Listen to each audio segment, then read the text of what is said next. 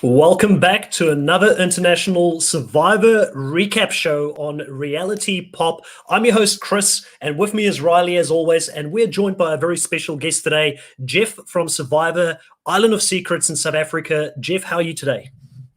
Great, thanks. Thank you very much for having me. And as we say in South Africa, how's it? It's good, donkey. How are you? Oh, well done. Great. I haven't spoken Afrikaans in a very, very long time, but I still know the lingo, to be honest. So you've just mentioned to me prior to going live, you're still over in KwaZulu-Natal at the moment. Do you still work as a home loans consultant, or have you started doing something different since playing Survivor? No, I'm still doing being housing finance.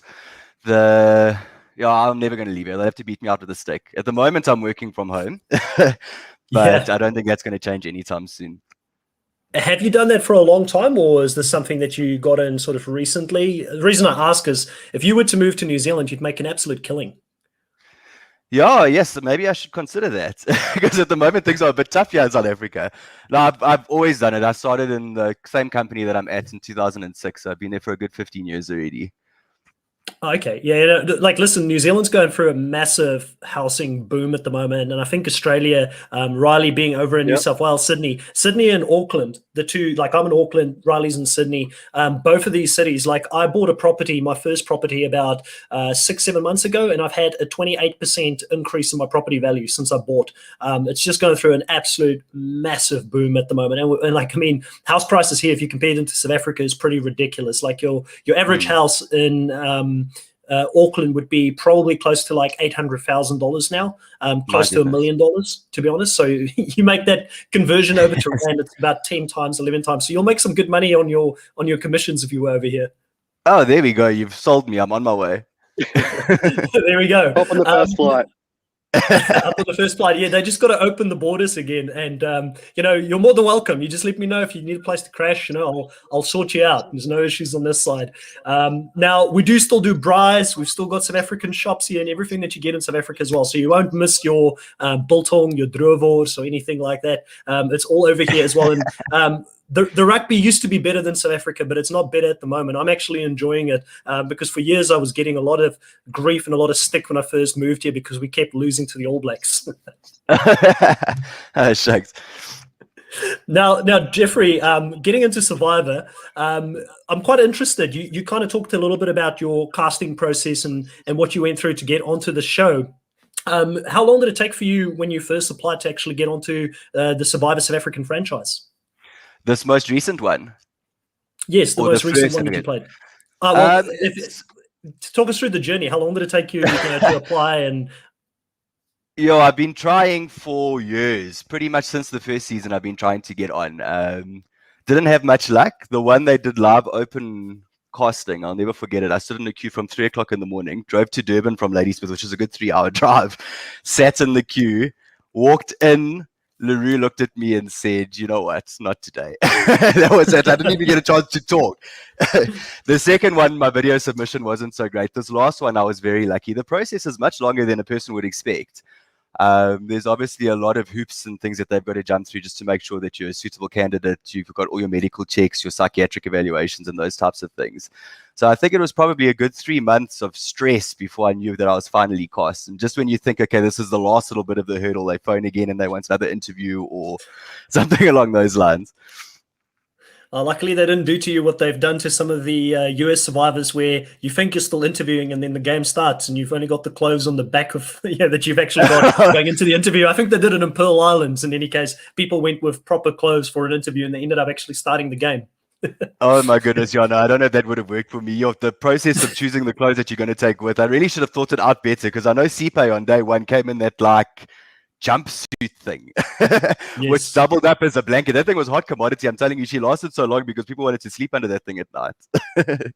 Yeah, like that, they'll do that. And I'm quite interested. It raised a question. I know that in the US, we've heard from Survivor players that they are kind of directed by production what they're allowed to wear and what they're not allowed to wear when they go on the show. Were you guys given any direction in regards to what you could bring on, or were you allowed to pretty much bring any type of clothes to the show that you wanted? They gave us a sort of a brief. Obviously, there can't be any like name brands or logos or anything on the stuff that you bring in. And they would give us a brief of a certain amount of clothes that you can bring. Then production goes through it before, so you're not 100% certain of what you're exactly going to land up there with. You know what you've given them, and then when you get there, it's just sort of luck of the draw is what's in your little bag. Now, Jeff, were you a fan of the show? Like, I mean, I know you applied for Survivor South Africa before you actually got onto the season that you actually played in, but did you watch any of the US seasons before you applied for the show, or was it mainly the South African version of the show that got you into it? I have been such a huge fan, literally from the first season. I remember watching that first season on TV with my mom, and I still said to her one day, I know for a fact I'm going to be on the show. And she laughed at me. She's like, "You're crazy." I'm like, "I'm going to get on." And that was before it was even in South Africa. So I had watched them all. I was a little bit obsessed, actually. It's quite strange. Survivor seems to have gotten me over my obsession a bit. I haven't watched any of even the American ones since my own show, Ed. But before that, I'd watched all of them up to there. I was obsessed, is an understatement, I think. Yeah, and it's quite a common thing that we hear sometimes when people play this show. They find it a bit harder to watch the show afterwards. Did you watch your own show when you got off it, or did you prefer not to watch it since you were actually out there living it? I watched every episode that I was in only so that I could cringe at myself on TV. And then the last few episodes, I watched just the end because I was on the jury. But I didn't even watch those last few episodes up until fairly recently. I think about a month ago or so, I plucked up the courage and I sat and watched everything. And it's actually quite nice to watch it from an outsider's perspective. I don't even look like that man anymore. So it was like watching somebody else. It was kind of interesting though, Geoffrey, because at the beginning, Lau May had such a big immunity streak. He didn't go to Tribal Council until I think it was just before the merge as well. What was that like? Not going to Tribal Council for so long, nearly, what was it, 20 odd days? And just not being able to test and actually dip your toes in the water. Yeah, you know what? The first few immunities that we won were great. I was really excited. I mean, nobody actually wants to go to tribal, but then you start thinking of the dynamics of it later on down the line. I'm thinking to myself, people are going to think that we've goated our way through. I also was itching to play the game from day one. I was never going to go there and just sit back. I wanted to play. And I never got a good chance to play until there was already huge relationships formed in the other teams. They had already forged these bonds, you know, by going to tribal council together and those types of things. And by that stage, when we were able to go to tribal, we had already created a bit of a rift within our own tribe. So it was hard for us to stick together. But yeah, I mean, it's the nature of the game and it is what it is. Yeah, as a big fan of the show, or in the early stage of the game, we saw you guys doing a lot of strategizing with Mike in particular, going against Rocco and potentially getting him out. Was that kind of stressful not going to Tribal Council and having those plans already in place? And then when you had the swap, did that sort of muddy the waters a little bit for you? Yeah, it is. It's a very stressful thing because you have this contingency or this contention plan or whatever you call it for every one of those votes. So every time that you know there's a possibility, you might go to tribal council. So we have these huge, there's a lot behind the scenes that obviously doesn't make it onto the show because there's so many hours. All of these huge strategizing, we all get together, we decide who's going next. And I felt like I was in such a good spot at every one of those votes. I was always in the majority to, you know, have got things done that we wanted to get done from our side. And then, like I said, when it got to the point that we were actually able to merge, we had already sort of made a few enemies within our own tribe. And that's the big thing, I thought, for your game, especially given that you were so hard against Merrill and Dante and obviously didn't have any of those connections or trust, rather, with the players from the other tribe. I mean, other than Mamba and Mike, really, there wasn't really anyone you could trust in the game. I thought that sort of set you back a little bit. Don't you think? Absolutely. Absolutely. I know that was my biggest downfall. I still kind of, you know, you should never regret because you don't know what you're going to do in that situation. But when I was there as well, I really felt to myself it was a great idea. I wasn't really fighting with Merrill and Dante as badly as it seemed. I was just trying to flash an idol out. So, yeah, I was just riling them up a bit to make sure that idol was going to go. But I really did honestly believe in my own heart. Hindsight is 2020, eh? But I did believe at the time that I was going to have a few more votes before merge to at least get Merrill and Dante out, and then we could go back into a merge situation where hopefully Rob would have forgotten about Nathan, although it seems that was never going to happen anyway. Now, Geoffrey, I want to roll it back a little bit to that first tribe that you were on, the Lamé tribe. You were early on there. You were seen, as Riley mentioned, to form an alliance with Maba, Mike, and also Rosalie. And Rosalie obviously didn't make it that far in the game. And I do feel like we as fans saw very little of her game. We didn't get much of a feeling for the type of player or the person she was within the game. Is there any insights you can give us in regards to why you preferred to work with her, and what was she like working with? She came across as a little bit awkward and out of place sometimes on the TV show, but I don't know if that is how she was actually when she was out there. Is there any insights you can give us in regards to why she was in that group with you guys? Rosalie, to me, was probably the biggest threat. I remember getting on that island and having a chat to everyone. When we picked for that blindfold challenge, that first challenge, we all decided who we were going to pair up with, and I was going to pair up with Rosalie, and she still said straight, no, I'm not going to pair up with this man because he's too short. So she's very, very good at sussing things out instantly. I don't think that you saw enough of her to really realize what a huge threat she could have been further down the line, because she is incredibly, incredibly intelligent and not a single detail passes her by. I must be honest, watching the show back and seeing that she didn't feel as secure in the alliance as we thought was a little bit concerning, because at that stage I would have gone with her to the end. Yeah, and you mentioned there that certain alliances within your own tribe was already broken by the time that you tried to work together, because obviously at the merge you had Letitia, I believe, there, and you also had Durrell in that group there. What was the biggest reason as to why you weren't able to pull some of those guys back? I guess Durrell obviously backstabbed, or didn't really backstab. He didn't have much of a choice. He stayed with Rosalie until the end on his tribe. But what's the biggest reason you believe you sort of couldn't make that work when Dante tried to get you guys to all work together? I think you've got to assess your own game and see what you did right and wrong. I do believe that from my side, probably one of my biggest downfalls was the fact that I didn't see Letitia getting much further than the first few votes. Like literally from day one, I was like, this old auntie is not going to get very far at all. So I never gave her a chance. I never spoke strategy with her once. She was lovely to have in the game. We would cuddle at night and she would call me her bush husband, and like it was great. But I never gave her a chance, not thinking that she would ever get further, because she bombed every one of those challenges. And, in the beginning, you need to win challenges. After merge, you can carry a goat to the end. But before merge, she was just such a detriment to all of the tribes that she was in. I really didn't expect her to get very far. So from her side, we didn't form very great relationships.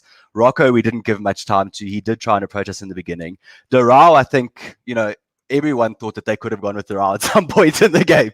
So at that stage, we still thought that we were quite tight. We could have pulled him in, but he was going to go with wherever the numbers were at. How close was your relationship with Mike on the island? I mean, early in the game, the edit really made it feel like you guys were almost inseparable. Was it really that close? And were you sort of both strategic players, or was one more dominant than the other, perhaps in sort of dictating the plans for the future, if you actually went to tribal council, that is?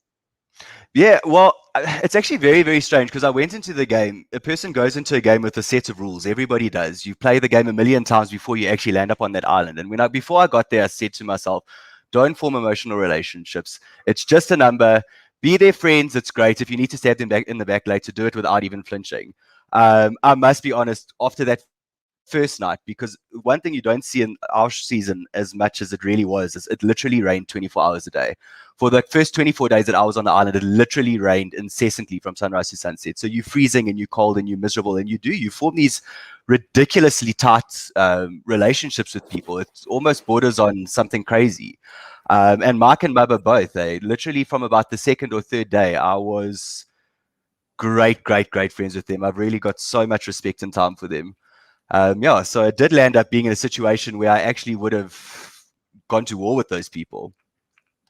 Yeah, I think it's an appropriate word saying go to war, because, if you think about being out there and being in the rain and going through all this miserable stuff together, when you read into what Navy SEALs do and what people do in the army and the type of stuff that they put you through, literally you guys are going through these things, right? That's how they build a brotherhood and the special ops, so I fully get how you would get, a lot of people don't realize it, but you would get that close to the person you need to cuddle with to keep warm. Yeah, I mean, you genuinely do. I remember as well at night we would lie in that shelter and it just rains and rains and rains, and then the rain will stop for a bit and the mosquitoes come and get you, and you pray for the rain, and then the rain comes back and you pray for the mosquitoes. And we just sat there, all of us. Like one person will start crying and then the next person will laugh a bit and we'll chat, and like you don't see that like the whole evening of us just laughing and chatting and crying and moaning and talking about food. So yeah, it's actually quite incredible what kind of relationships you form in such a short amount of time. Even your hatred for people later on becomes so much more intensified because I think you become a little bit savage when you're on that island. Now, I did want to ask you, Jeff, we sort of touched on the relationship between yourself and Mike and how close you were going into that merge. Obviously, Mike choosing not to go with you at this pivotal moment, and we're actually, just after talking to you, we're going to recap the episode that you were ultimately voted out. And so with Mike sort of not telling you about the sort of the target being yourself and things coming your way, it obviously meant that you went home. Do you believe that if Mike was open with you at that point and he came to you and he told you, listen, you're the target, you could have changed things around and you would have still been around? Or do you think that no matter what, your duck was sort of cooked at this stage where you were always going to go home? I have been running through that scenario in my mind incessantly for the last 2 years. I literally can't think of a play that I could have made on my side to have come right. Mike and I did chat. There's more behind the scenes, obviously, than the made the show as well. I mean, we had a good chat where he came to me right in the beginning. I actually think that is aired on the show, saying, listen, you're in trouble now. You're like legitimately in trouble. What can we do? And I literally, at that stage, neither of us could think of a good plan. He did pull the wool over my eyes a little bit right in the end because I thought that, there was a small possibility that he might vote with me. But I mean, I didn't hold it against him. He had no other option. If he had voted with me, he would have just been the next to go. I could see he was incredibly remorseful because the day before I went as well, we were still sitting in the shelter before one of the challenges and he was crying. And I'm like, what's going on? And he put his hand on my leg and he's just like, no, this is like overwhelming. And I think then already I knew that he was going against me, which I mean, he had no option to do. And he did push a strong game of loyalty, especially with Mike and Mumba. But I suppose when you look at it with Mike, you didn't have those opportunities to actually test your bond with him, whereas he had that chance, obviously, on the other tribes, losing immunity challenge after immunity challenge to then test those bonds and potentially build them up. So do you think that really was your biggest detriment at the end of the day, not being able to test those bonds and actually have people you could trust outside of your initial Laumei tribe members?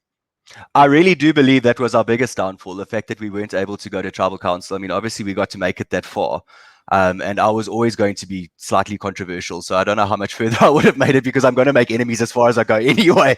But yeah, no, I do believe that we didn't get a good chance to forge relationships. And Mikey, by going to tribal through the tribes already by then, had already formed relationships with more than his original tribe. We were always kind of Laumei strong because I always landed up quite lucky in the numbers that I always had Mubba with me or Mike and Mubba. So I never really had much of an opportunity to pull anybody else in besides for my good friend Nicole, who I thought was on my side. And that kind of leads me into the next question. You were, in the merge episode, we saw you talk closely about the people you trusted most, and Nicole was mentioned within that group of people that you trusted the most. What is it that gave you this much trust in Nicole at this stage in the game? Since, you obviously would have known she had some really strong bonds there on the other tribe as well with her original tribe members. Yeah, I must be honest, I really did believe that she might be a foot in the door for us to get that Su'ula side, to come with us. She talks a good game. I must give her that much. She's very, very good at manipulating people, which is a good way to play the game. I know that in the end there, it looked as if I was a little bit bitter about the whole scenario, but it's her as a person. Let's put it that way. It's not her gameplay. Her gameplay was excellent. I mean, she pulled me right in there. She's very good at manipulating a person emotionally, where she'll talk about, her own troubles at home and that type of stuff. That will never have made the air. And you just land up feeling incredibly sorry for her. She's got a bit of a victim complex, I think. So you then really see her as a victim as well. And she really made me strongly believe that she was going to help me on that side, and I was going to bring my numbers and she was going to bring her numbers. But I think it became pretty obvious very early on that wasn't going to be the case as soon as we merged. Now, Jeff, obviously you ended up voting with Nicole to take out Nathan. It's a vote that for us as fans, we find hard to understand. We've been given a little bit more insights in regards to Nathan just struggling in general. Obviously, while he was out there, and there were some things going on at home, which we obviously don't have to touch upon in this podcast. So that obviously gave us a little bit of a better understanding. But what I really wanted to know from your end is, do you think that if you didn't take Nathan out at this point, you would have had a better opportunity to work with people on that other tribe like Rob, Steffi, and Sipe, for instance? Do you believe ultimately that is the thing that made it impossible for you to link back up with Mike? I do believe so. I think that was definitely a bit of a knock in my own game. However, I don't think, I mean, I would have got further than I got, no doubt, but I was never going to make it to the end. And I really did believe that if we had merged and Saula was still so strong, that they would have just ended up picking us off like they did with everybody else in any case. So what I was trying to do is I was really just trying to split up that alliance, get Nathan out as soon as possible, blame it on his sore foot. I don't care if you've got a sore foot. It doesn't bother me at all. You can sit and do nothing in the camp. It doesn't bother me. But I needed to get him out so that we would have, more numbers on that side. Like I said, hindsight on my own part, I really didn't believe that we were going to merge so soon. So I thought I'd have another vote or two if I could have just got either Merrill or Dante out. Then by the time we merged, I wouldn't have had them bad-mouthing me to everybody. And I was really hoping that Nathan would have already sort of been forgotten about. But he made it right to the end there in Rob's mind. On the more physical side of the game, obviously Nathan was injured, but you have a past as a marathon runner. How much did that prepare you for all the challenges? Those individual challenges, I always knew that was going to be my game, and I was so excited for it. I'm quite sad that I only got an opportunity to do 2 of them, but I think I did quite well in both of those. I'm not, I don't have that brute strength, and I think I'm underrated a lot by everybody there until they found out that I was a comrades runner. But yeah, it helps you with that endurance side of things. So if my mind is on something, I really did believe that I was good at that, and I was going to carry on being good at that. Those individual immunities were definitely for me. Something I was reading from your pre-game bio that I thought was really unique is you competed in a national body transformation challenge. Is that right? And how did that prepare you for the game? Did that really make it a little bit easier with hunger in the game, or how did that sort of translate to being starving on the island in Samoa? Well, I must be honest, it was quite, it brought back some memories there of the starvation of the competition. But I mean, starvation is starvation. If you're hungry, you're hungry. Eh? I think it's just a testament to my own sort of willpower if I set my mind to something. So I really did, that competition aside, I knew that I was capable of sticking it out. Now, Jeff, you and Dante had one of the more explosive relationships out on the island when you guys were playing. What has that been like since you played the game? Obviously, you spent quite a bit of time together outside of the game on the jury villa. And I assume that since the game has played, you've gotten to know who Dante is as a person. Did that sort of end in the game when you guys finished, or is that still something where you and Dante wouldn't sit around a braai together? You must still say that I mustn't come to his coffee shop. No, you know what? Dante is actually a very, very nice person. I think when you get stuck in that game and you get, you can't really see out of the game. So if someone makes you angry in the game, it's just like, they're dead to you. I was never really genuinely, even in the game, Dante didn't upset me. He was actually I really just riled him up. I knew that he was deeply, deeply upset by me, and I thought to myself, well, this is fun. Let's play a little bit, yeah? Because he was either going to play Meryl was either going to play the idol for him, or she was going to play it for herself. So I just wanted to get one of them out and flush an idol. That's why I was so, what do you call it? Confrontational, if we can put it that way. But yeah, out of the game, even in the game, yes, that man makes you laugh. Eh? You lie in that shelter at night and you just laugh and laugh and laugh. He's got a dry sense of humor, but he's funny. Even on Ponderosa. No, I've got no issues with Dante. He's actually like a guy. Yeah, and after Meryl obviously went home after you guys flushed the idol, and then she was the merge boot there, Dante did try to come to you and try to get you on his side. Were you sort of considering going back with him, or were you really, I don't want to play with you, especially after all the mishap that happened with Meryl as well? Yeah, at that stage, it wasn't that I didn't want to play with him. I think Shame he gets a bit of a bad rap, and everyone's always like, Shame, no one ever wanted to side with Dante, but Dante never had the numbers. It wasn't who he was as a person. He just never did. I mean, he came to me, and I knew that going with him was never going to never going to get me enough numbers to vote somebody else out. My only hope was to try and swing everybody against Dante and get him out. So I can't exactly be siding with him and then trying to get him out. But even if I had gone with him, I really don't believe that he would have been able to get enough numbers to have swung any votes in our direction. Now, Jeff, you sort of mentioned this a few times, being able to get Meryl to play her idol. Would you say that was your proudest moment in the game? And if it wasn't for that specific moment that sort of made the TV, what other proud moment did you have out on the island potentially that may or may not have made it to the show? Well, I do, that was genuinely one of my proudest moments in the game, like going through it as well. Afterwards, I remember patting myself on the back. I'm like, yes, you are the best person that's ever played this game. But even going home and then it aired on screen and everyone was like, wow, like there was an article in the paper and everyone was like, this guy is so incredible. He's the puppet master and everything. Then that next vote came, and knocked me right off my pedestal. So I can't even be so happy about it now, I suppose. But John, I was very proud of that. Also, that first individual immunity where we were holding those buckets over our head and Steffi beat me by like a doll's hair. I was also very proud of myself for that because I stood there for 2.5 hours there with my arms above my head. And it's a lot tougher than it looks on screen, believe me. Yeah, and that was the challenge where Nicole kept talking about food the whole time while you guys were up there. How annoyed were everybody by it, or were people just laughing at her talking about all this different food while she was up there? I think by about that stage in the game, she could have been talking about anything and she would have annoyed me. But I zoned out completely. I didn't hear a thing. I was singing in my head, and the crew was still saying to me they got to listen to Bohemian Rhapsody on repeat because that's all I did. I just sang slowly in my head over and over for that full 2.5 hours. Everyone's talking and chatting. I'm looking dead ahead and singing.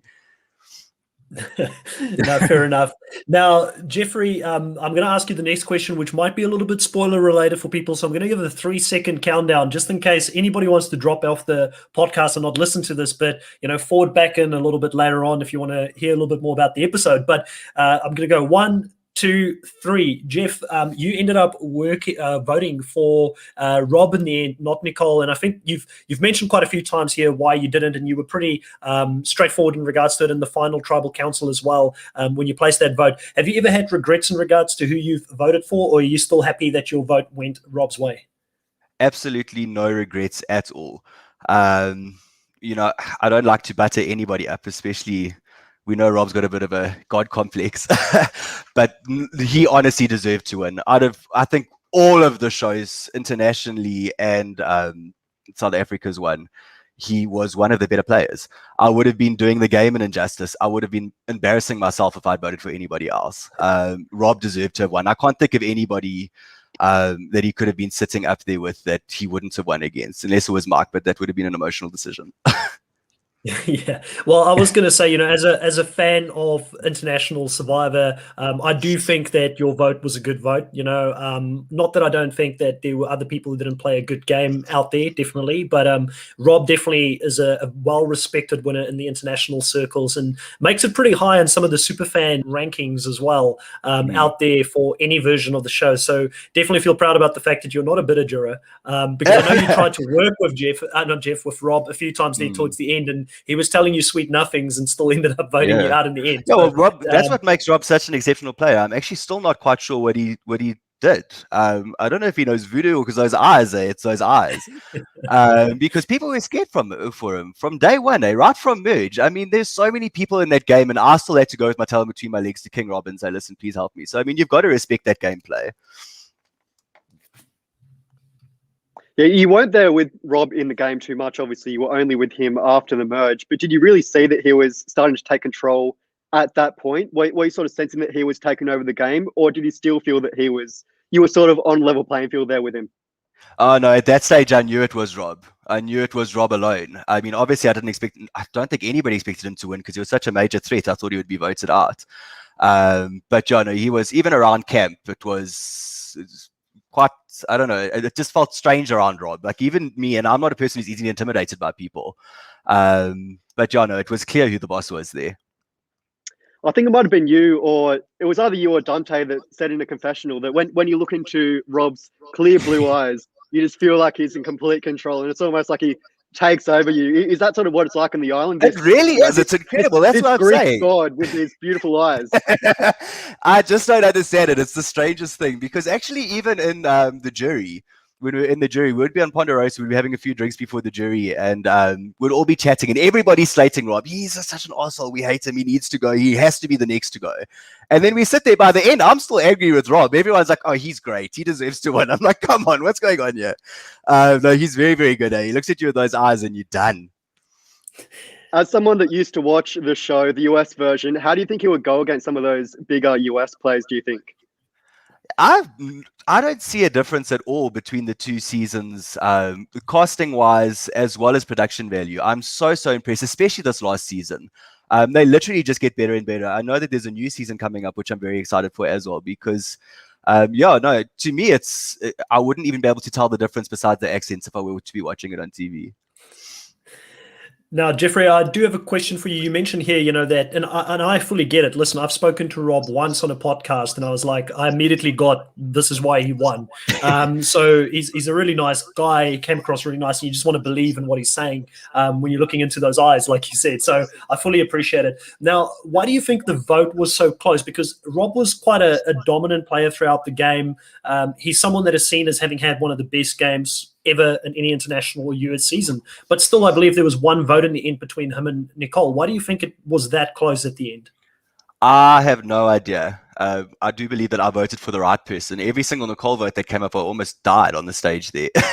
I really don't know. Actually, even the crowd at the live reunion, every time Rob's name comes up, it's "Ah!" Nicole's, it's like dead silence. You can hear the crickets chirping. So I'm not quite sure. I think a lot of the other jury members respected the fact that Nicole, she was able to play a person emotionally to get what she wanted in the game. So, I mean, she got very, very far by stepping on toes. And I can respect that gameplay. If she had been able to turn around and own the game, it would have been great. But she was always just sitting there saying, you know what, I came here to be brave and I'm teaching my children how to be, a better person and stuff. But then she was stabbing you in the back at the same time. She played a great game. Had she just owned that game, she deserved to be there. She did. She actually deserved to be that far. I think she just upset too many people on the way up. Now, Jeff, if you were asked to, pick up the torch again and play the game again, would you ever go back out there to do all of this again now that you know what the torch is like being out there in the rain and in the cold? I would go back in an absolute heartbeat. Even when I was there, everyone's like, no one really wanted to tap out. But what I'm saying is people are lying there or like, I can't do this anymore. Like if it carries on raining, I'm going to have to go. At no point, I was like, I'm in it. I'm excited for this. I must say it took maybe a few months after I got back to sort of get over the PTSD a little bit. But I would go back in a heartbeat. If they were to tell me get on a plane now, I would find a place for my kids to go this evening already and jump on the plane and go. It's an experience that you can't really pass up on. No, 100%. And you touched on something there that I always find quite interesting. Different people take different amounts of time, I guess, when they get out of the game to sort of get back to reality. And like you mentioned, the PTSD. How long did it take you to like fully start trusting people around you again and to realize you're not at this heightened flood or fight type of, environment that you were in within the actual Survivor show? Yeah, it actually takes a huge amount of time. I don't know if it ever really leaves you. The trust for people and those types of things. I mean, a few times, it wasn't for long after the game, but a few times I'd see people like talking at a braai or something. And I'm like, oh, what are they doing? They're strategizing about me. But that leaves you pretty quickly. I think it's the other things that really get you. Like, I can't lie back in water because of that one water challenge. Like, I still can't now, 2 years down the line.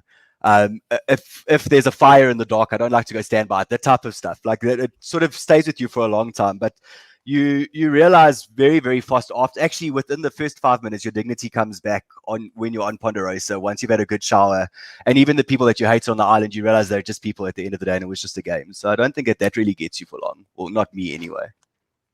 You touched on it there, that water immunity challenge. That looked brutal. And Chris and I were discussing this on one of the previous seasons of Australian Survivor, where it also appeared. How did you handle that?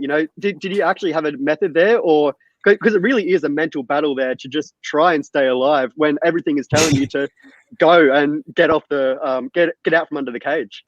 Yeah, that was probably one of the worst experiences of my life. And I had no strategy. This is my problem. I had no strategy going, and everybody else put their hands up through the bars and were holding their nose. I didn't hold my nose. So the water was pouring in through my nose. I was coughing up bucket loads and bucket loads of like water and phlegm. I think that's why they never like focused on my face, because it was probably an awful sight. so yeah, I think I think I made it for like an hour and a half there. I came third in that challenge, and it was brutal. I'm telling you, literally within the first half an hour or so, it became hell. I actually had two bruises on my cheeks afterwards from trying to squeeze my face through because you become feral. You're just trying to get out. So I was trying to squeeze my face through those bars. It does look like a very brutal challenge, and something that I certainly couldn't be there for an hour and a half, especially when you saw how much the tide rose. That sitting platform was underwater by the point that Rob and Steffi were still going in the end. Yeah. It was actually quite incredible. By the time I left, if I'd been under there for another 30 seconds, I'd be dead. I don't know how they did it, especially Rob, because there's a bit you don't see there where he still goes under the water, walks under the cage, and then slowly swims back. Like he was under there for ages after Steffi tapped out. Yeah, no, I'm not quite sure how they did that, but I gave it my best shot. I couldn't have put any more into that one, I promise you. I knew that my head was on the line, but hey, I was going to die. Yeah, I mean, because the other thing about that challenge as well is that it went on for more than an hour that you were down there. So how cold was that water as well? Like, I mean, I just think it would have been miserable all round to be out there and doing that. Yeah, it was very, very cold. I really suffered from coldness the whole time that we were there. I'm an incredibly cold person as it is. So, I mean, I was freezing. While I was under the water, I think it was adrenaline. The adrenaline kicks in and you don't really think of anything else but just kind of surviving. But yeah, getting out of that water, sitting on that platform, I just wanted them to tap out already so that I could go home because I was sitting there shivering. It was so cold. Going way back to episode 5, something that might have warmed you up in the game was that jar of sweets. How much of a sort of choosing was that between picking the firewood or the sweets? Ultimately, you went for the sweets. Was that a good choice you felt in the end? Yeah, no, there was no contention there. I was starving. And I thought to myself, also, I mean, you can get firewood. We could have found firewood there by us in any case. And I knew that it would have been something that I could have used to form, relationships if I brought those sweets back. So that was my thinking at the same time there. I thought to myself, let me bring those sweets back and see if I can get people on my side by feeding them. So yeah, I did that. And I don't know how far it got me, but I think that I was able to make good relationships in the group by doing that. So had I kept them and they found them later on, because I did consider it, don't get me wrong, but I didn't want to get to that point where somebody knew that I was stashing food or something. And then I also got to go. Sorry, no, I was saying that I also got to go back as well, and I added that third thing saying that there was an advantage that I didn't take. So I thought to myself, if I told them those things, then they would probably think that I'm like a great person who's after their best benefits and those types of things. That's right. It certainly did benefit you as well. And it really wasn't a battle where you could lose either way, really, because as you said, you could make up that lie about the advantage. But I'm wondering, it's interesting that you mentioned using the lollies or sweets, as you guys say, as leverage to create those social relationships, because in Australian Survivor, actually, one of the winners on that season used almost the exact same strategy to manipulate other people and build those strong bonds. And it worked for him. Ultimately, didn't work for you, unfortunately. Yeah. But it is an interesting factor as to just how much food can play a factor in building those relationships. It's actually quite amazing how much of your day you spend thinking about food. I think even more than strategizing, it's a hunger that you will never understand, because you're not only not getting anything to eat, but you're freezing as well. So I mean, you're cold, you're shaking, so like you're using all your energy. You've got those challenges that you've got to partake in, which are incredibly physical. So really 90% of my day was probably spent thinking about food. All of us, whenever you don't see anything on TV, I can guarantee everybody is behind the scenes talking about what we should be eating. Do you ever get annoyed with people talking to you about food and you're just like, I don't want to think about food right now? Kind of like, Quibbit's not liking people talking about strategy around him. Like, did you get annoyed with people talking food around you? It was always me. It was always me talking food. I was right in the center. I'm quite sure that everyone was very annoyed with me. Me, Mike, and Mabba, it was all we spoke about. I'm telling you. Even Rosie, when she was still there, at night we would lie in bed talking about all the wonderful things that we could eat back at home. I don't have a topic of food there. So I wanted to ask. Staying on the topic of food. Yes. Yeah, so I want to stay on that as well. In Ponderosa after the game, Jeff, when you got back to Jury Villa, what was the first thing you ate there? Oh goodness, yes, my memory's so bad. I know on Ponderosa they gave me some Alfredo pasta, which was the nicest thing I've ever had in my life. And then they still topped it off with a coconut. There was a damn coconut thing. So I'm thinking to myself, okay, maybe there's a shot of vodka or something. I take a sip, it's just coconut water. I'm like, you guys are kidding me. I'm going home. But yeah, no, the pasta was great. So Jeff, I wanted to ask you, like, with the food stuff, like, the first couple of days, I'm assuming is the worst, right? Because you're used to eating every single day, and you go into this thing called turkey, and you don't have as much food. Is there a time in the game where you start getting used to actually being deprived of food, or does it remain as intense as it is in those first couple of days? I do believe, I think the first day was possibly the worst for me. Then I was the hungriest. And then afterwards, you're just kind of running on steam and adrenaline. You need to eat because I was feeling depleted. Like you'll get up and everything goes black and you've got to rest against a tree or something else. You're going to pass out.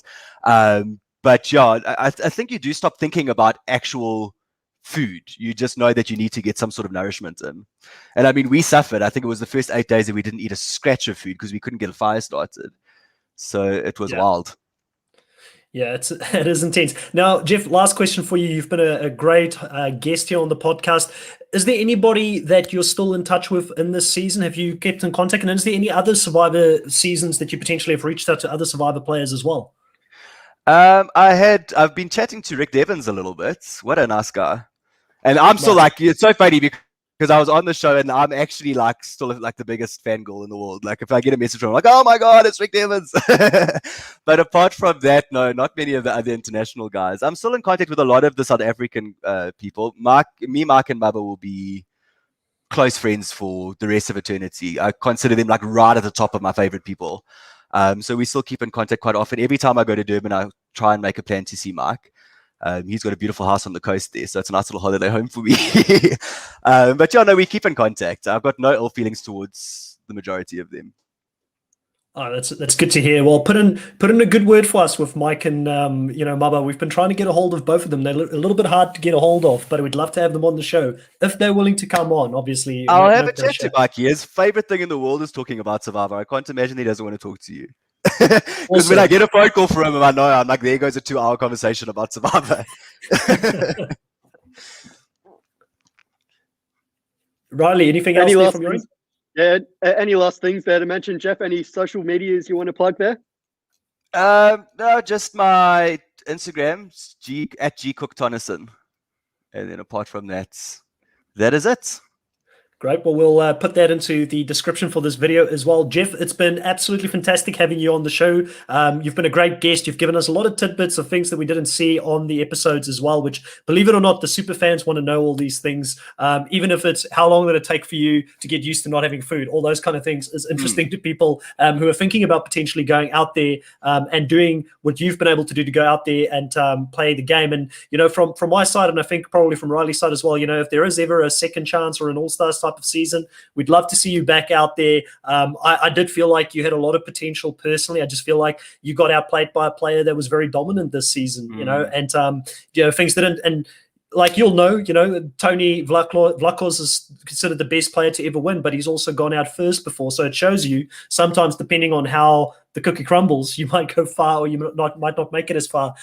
We will email you. I think I've got your email address, Jeff. I'll email you the link for this podcast as well, and I'll continue to share this on all of the social channels as well. I believe we've gotten a like from you on one of the, I think it was the Merrill interview that we did. Much appreciated. Oh, lovely. Thank you very much for having me. It was great. I do really hope that I get a chance to play again. A person has a lot of time to reflect, and then you can see how you can change things up a little bit, because you go there, like I said, with a game plan, but when you're there, you never really play the way you wanted to.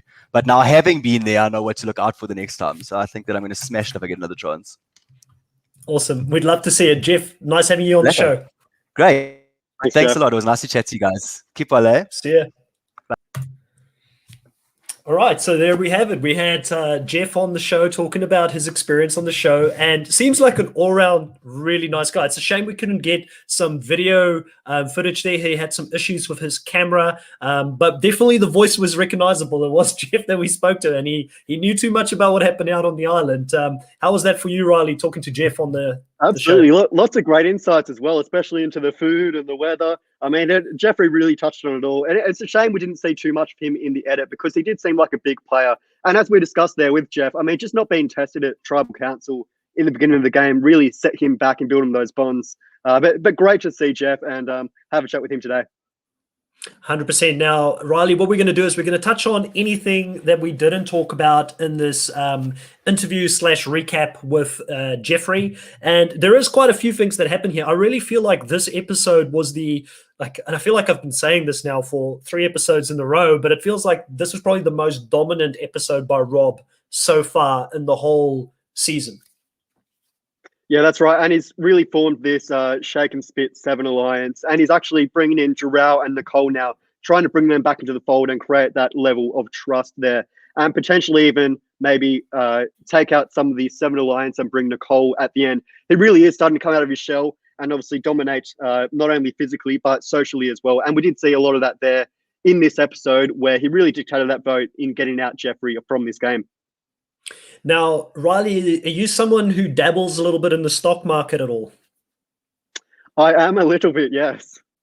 Okay, so you'll get where I'm going with this, right? So Rob, to me, he's one of those people that is diversifying his portfolio. You know, he's not just putting all of his money into stocks and bonds. He's not just putting all of his money into properties. He's also putting a little bit into superannuation. He's putting a little bit everywhere. This is why he's got people like Darrell. He's got Nicole. He's got Mike. You know, he's got so many parachutes at the moment. And this is the type of gameplay that he's creating here, which for a lot of people is going to become boring throughout the season because he's not going to be challenged due to the fact that he's building so many contingency plans where if Jark wants to, Jark's coming to him. Jark's telling him what's happening, you know, about the alliance with Meryl and Dante the previous episode. This episode, you've got Darrell, who goes on to this lovely reward challenge with Mike. He goes on the reward challenge, with Mike, with Geoffrey, with Dante, with Mubba, you know, and there's this conversation where Dante is saying, listen,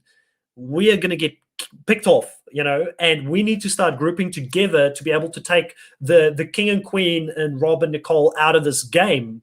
And Darrell is taking all of this in, but he is feeling so tight here with Rob already that he's going back to Rob immediately afterwards and he's telling him about everything. Yeah, you're right. He's investing his fire tokens in the right places. And yeah, Jarrell literally runs straight back to camp.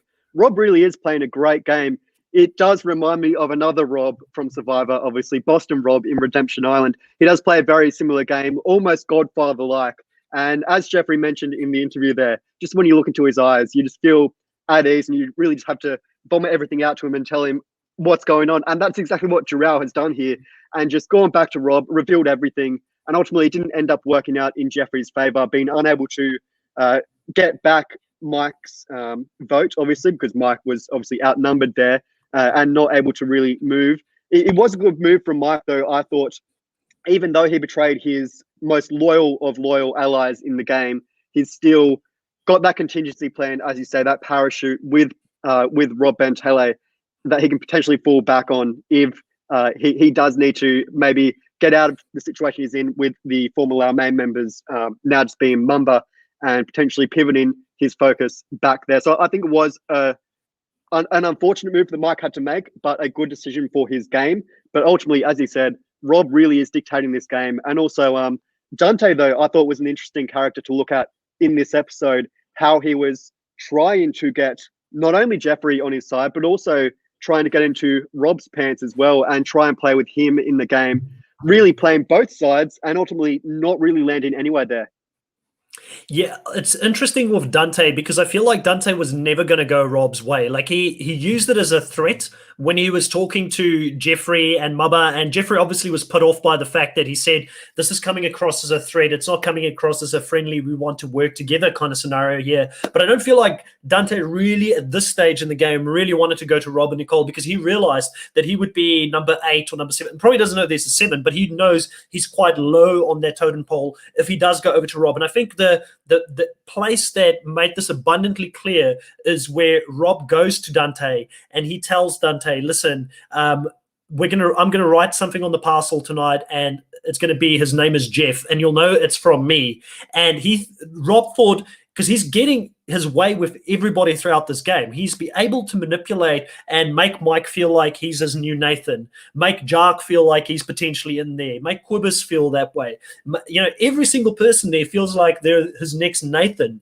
But Dante doesn't buy this. Dante is a little bit more of a senior campaigner here, and he realizes that, listen, this guy is BSing me right now, and he goes back to Jeff, and he actually tells Jeff the plan is for you to be voted out. We need to vote for Nicole. Now, Dante here, he isn't very flexible in regards to who they could vote for. He doesn't go to Jeff and says, hey, we can vote for whoever you want. We just need to build an alliance here, which is maybe the one thing he does wrong when he's communicating with Jeff at this point, because he's trying to dictate the vote when he's one person on his own. But I do think that his reads are correct, and he's the one person who is, seeing through the mist that Rob is creating at this stage in the game.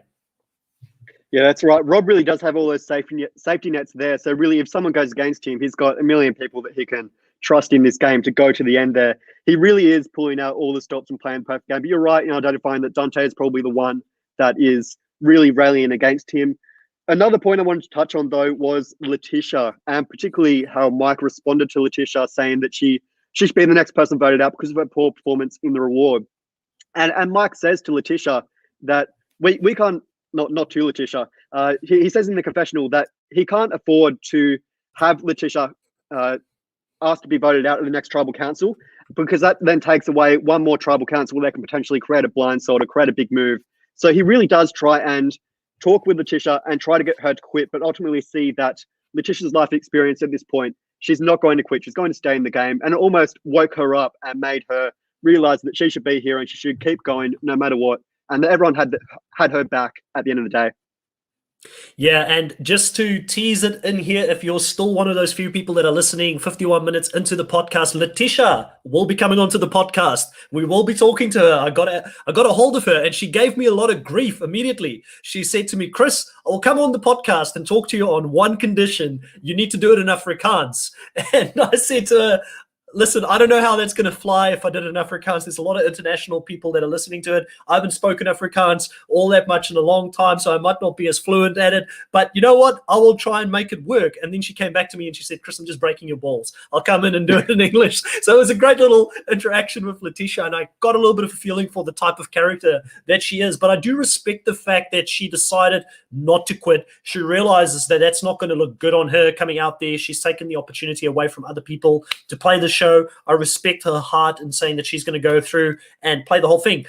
She came at this with good intentions. She didn't want other people to lose the ability to have food, and if there's team scenarios in the rewards, she didn't want to be the reason that other people couldn't eat if they were selected with her. So she probably too pure of heart for this game, to be honest, because who cares about other people? You're there for the $1,000,000. You want to try and get to the end and win the $1,000,000, but great people all around. She's definitely a great person. Now, the other thing I wanted to touch on here, Riley, another highlight of the episode is Jark being sent here to the Island of Secrets, and he gets an advantage, which is the reward steal. How would you feel if you got the reward steal in Survivor, Riley? What would you do with it? It's almost a catch-22, isn't it? Because we've seen when it was first introduced in US Survivor with Adam Klein, obviously, it almost became a tool that was used against him, but ultimately he managed to figure out a way to use it. I think it is a little bit hard with a reward steal. I mean, stealing someone's family visit is just the most heartbreaking thing possible.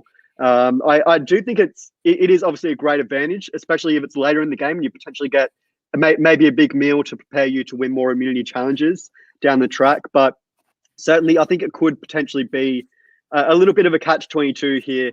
While it does give you a guaranteed reward almost, or potentially an advantage to use as leverage to gain someone's trust, much like Geoffrey used the sweets there to build relationships back on his other tribe, it does also potentially hinder your game if you get found out and it becomes this question of, we need to get Jark out of the game because he's going to steal our family visit. And that's something, obviously, 39 days on the island, everyone wants that visit. So for someone to have that position in the game where they can potentially steal that from them, it is a little bit of a downside. So hopefully Jark can just keep that nice and cool and not reveal it to anyone. Although he really isn't an island of his own right now, Jark. He doesn't have anyone he can really drift towards. It'll be interesting to see how he uses that. Does he use it for the family visit? Because I think that'll ultimately probably, send him out of the game. But yeah, hopefully he can play it right. So I tell you what, Riley, there's only one situation that I would ever use the reward steal, and this is it. Let me paint the picture for you. There is a challenge. There's a car at stake. I won the car. I give it away to anyone else. If someone's there and they're the person that's going to win the whole show, then I'll just go, Rob's the target. I'll give him the free car. I know Rob gets the car in this season and he still ends up winning it, but it's not a car that he wins, I believe. I believe that he gets to lease it for a year or something like that. But we know that the car curse is out there in the US Survivor Circle. So, put that curse on someone else. I wouldn't want to play the reward steal personally. I think that it puts unnecessary targets on you. I don't like the idea of having to choose people in reward challenges to come with me, but it's obviously very easy to say while I'm sitting here on my chair, nice and comfy. I've had a great meal less than an hour ago before I jumped on this podcast. Like, I'm sure it's very, very hard when you're out there not to go and actually do this. This kind of segues really nice into the next part that I wanted to talk about, which is at the immunity challenge. We see that someone is going to get the opportunity, or multiple people are going to get the opportunity to sit out and to have the food. And we get 3 people here sitting out and grabbing the food. Now, one of those things for me, again, it's very easy to say since I'm out here that I would never do that. I don't know how I would react if I'm out there, but I would hope that I would never sit out to have food, because I feel like you'd rather be out there trying to win the immunity, just in case you're like a Kim Spradling, and you get voted out because you took the food on the one time that it was on offer. I do think, again, taking the food in an immunity challenge is a bit of a catch-22. If you take the food and sit out of the challenge, it potentially says to everyone else that you feel safe in this game, and perhaps you might be a bigger threat than they actually initially perceive, and maybe they'll get you for that. I personally, as you said, I don't know what I'd do if I was on the island, but I'd personally give it my all. I don't think I'd ever be able to win that immunity challenge, especially seeing how Geoffrey, Steffi, and Rob went for an hour and a half in that challenge. I mean, that looks absolutely brutal. I don't think I'd last a second in that challenge. But, I mean, if it's on offer and you feel safe in the game, sure, take it. But just know that is going to potentially be a target on your back in the future.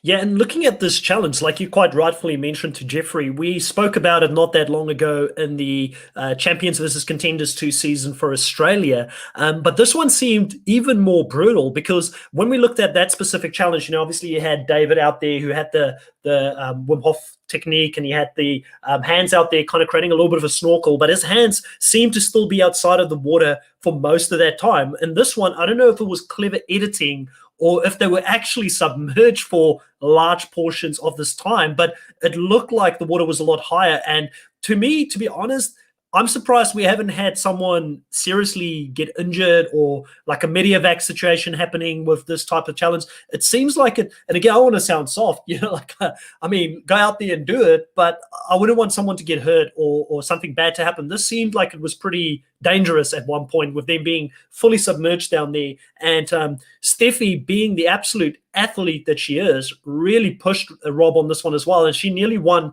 her second immunity here in a row. Yeah, Steffi might be building up a case there to be a big threat down the line, especially given, I mean, in the first challenge, obviously, she pushed Geoffrey and ultimately beat him, holding the bucket over her head. And in this second challenge, again, challenging Rob, it does show just how big of a threat she could be. So Steffi's one to watch, especially to see how her relationship with Rob and potentially how she finagles her way back into that relationship, especially given that Nicole seems to be Rob's number 2 at the moment. If she can sort of work her way up the chart there, or if she's just too big of a physical threat at the end, how her game plays out from here. It is really interesting to see how she will go, given how big of a physical threat she is. Although for Rob, being this huge rugby player almost, and having this great social game, it doesn't seem to be something that's hindering him at the moment. So perhaps they're not looking for physical threats at the moment. It does seem like they're targeting all the social players, especially when we've seen that Geoffrey and Merrill have both gone home for the same reason, just being these big strategists that everyone is running scared of. That's right. Now, I want to leave you here with one thing from the Tribal Council, because I do believe that we've touched on most of the actual talking between different people and how Geoffrey got voted out. Even with Geoffrey himself, we've explored quite a few things on that side. But when you look at Rob here at the Tribal Council, he says that it's quite dangerous to look too far ahead. And he says that when you're trying to focus on a final four, when you should be focusing on a final seven, you might not even make it to the final four. So he's giving some warning shots out there for people that are trying to think too far ahead. And obviously, having watched this season before, we know what's coming the next episode with someone potentially thinking too far ahead, but we'll talk about that when the actual episode is. It just sort of makes it interesting for me that he's quite clear about this, but clearly some people are not getting the memo, even with him saying this here. And we know that Rob's calling the shots.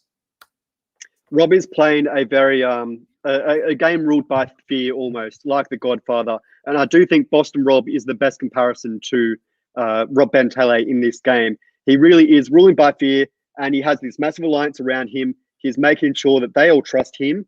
Ultimately, he's going to cut them at the end of the day, but just making sure that they don't band against him and ultimately get him out, and making those contingency plans with Jurel and Nicole to potentially go to the final four, and letting them know their voice isn't unheard. And when he gets the chance, he will betray his 7 alliance. He is placing a lot of trust in these people at the moment because they can obviously turn around. But as I said, it's a game of fear that he's playing at the moment. He's a strong physical threat. If he can keep on and win those immunity challenges, no one is going to look at him and no one is going to want to go against him because they know that he can win the challenges, and there's only going to be a very, very small window to possibly get him out of the game. I agree with you 100% on everything you said. I do want to touch on the Boston Rob comparison because I've heard that made in the past. I do think that he's Boston Rob-esque and he does have certain qualities like that. But I do think the biggest difference between him and Boston Rob is that Rob didn't really make any massive gameplay moves until Merge. Like, you know, he had the Rocco one was probably his first one where he flexed his social muscle. I feel like what Rob does differently to Boston Rob, to kind of look at them, is that he's a bit of a slow burner in the start of the game. He didn't really try to dictate too much of the play as long as it wasn't him at that stage, but he really focused on building very deep connections and relationships with people. I touched on it on the previous podcast where I said, even with Mike, he didn't tell Mike from the start, I've got the idol. He gave him little bits of information. It's like, yes, somebody has it. We'll build trust first, and then I'll give you a little bit more information, which I don't know if that'll work for everyone, but that's how he works. He slowly builds his trust to where people feel like they want to prove themselves to him. They're like, we want to prove that we're trustworthy. And that's how he gets people in that mist. And I feel like that's a very key difference between the way that they play, but definitely the stranglehold that he has on the game, the fear aspect, a lot of that definitely for me compares to someone like a Boston Rob. Now, the other thing I did want to touch on here as well is that Nico in the Tribal Council said that there's a puppet master out there. And stay tuned for next week because Rob will be puppet master hunting. He was on the international show where he said he didn't think he was the puppet master when Nico said that, but Nico has clarified that it was Rob that he was talking about. By the way, what do you feel about Nico's performance throughout the season up until this point? We haven't spoken much about him. I'm almost thinking back to our first recap episode where we had Leanne and Paul on, and Leanne really said that Nico really was probing the contestants for the answers and to really shape the narrative. That's something I do worry about with people like Jeff and Nico and an Australian Survivor JLP, how they can sort of shape the narrative. It does take smart players to then fire that back at them and really take back that control. I really do like Nico as a host, although there are so many great international Survivor hosts. He's doing a brilliant job, and he is a potential post Jeff Probst contender there. But no, he is doing a great job, I think. And some of his comments are just so great. I love the presence, almost the calming presence that Nico brings, but he also brings the intensity at Tribal Council, which I also love.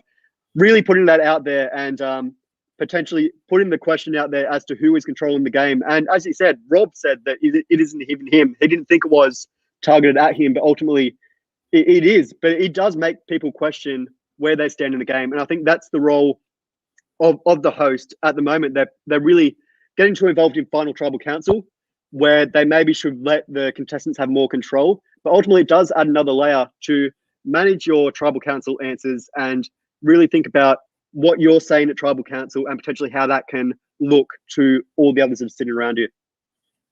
100%. Now, Riley, as always, it's been great talking to you about Survivor South Africa Island of Secrets. Myself and Riley will be back this weekend. It will be on Saturday, I believe, over in the US, and Sunday if you're in Australia or South Africa or New Zealand. And we will be recapping episode 11 next. Now, we also have Sipe on the podcast. She will be doing a special appearance with us somewhere next week, which will drop separately to that episode. So those are the two next podcast episodes that you can look forward to for the international Survivor coverage. Riley, Snuffed, you've got a new video out there. Tell us all about it, and also what else you've got coming up on your channel.